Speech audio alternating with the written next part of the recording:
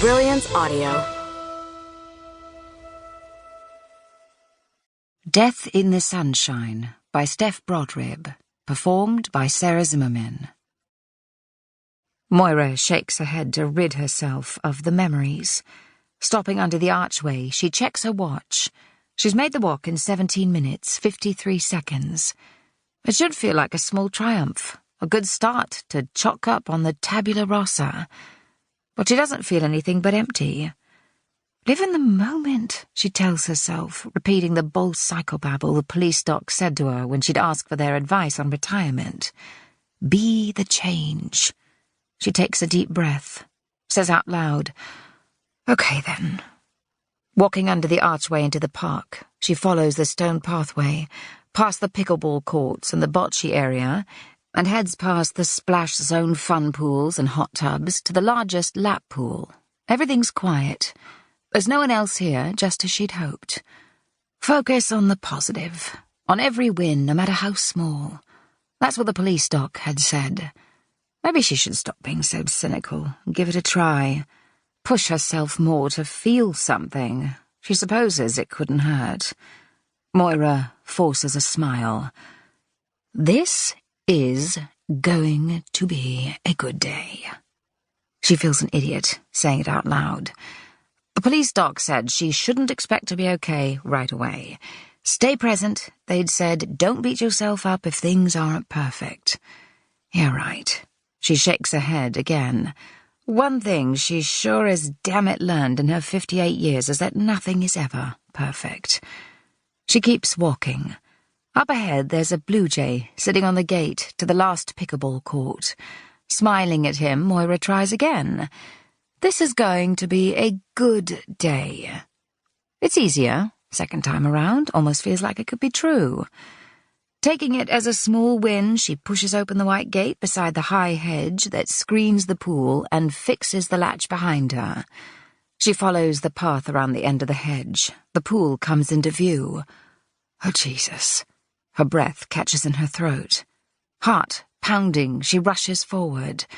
At the last minute, she sees the blood splattered across the stone patio and just manages to stop before she treads in it. She takes a breath, feeling her training kicking in and her brain click into work mode. As if on autopilot, she tugs the phone from the pocket of her hoodie and dials. As the call connects, she scans the scene, taking in all the details. 911, state your emergency. The female voice sounds tinny and distant. There's been a death at Manatee Recreation Park, Ocean Mist District, at the Homestead. The body is in one of the swimming pools, and it looks like... Wait, what? A death in a pool at the Homestead? Yes, that's what I said. Moira doesn't know why the dispatcher isn't listening properly. That's their job, after all. Dispatchers are trained to stay on script, work through their questions, and stay calm. This one has deviated off script from the start and sounds rattled. Moira frowns. It's not professional. She needs them to do their job.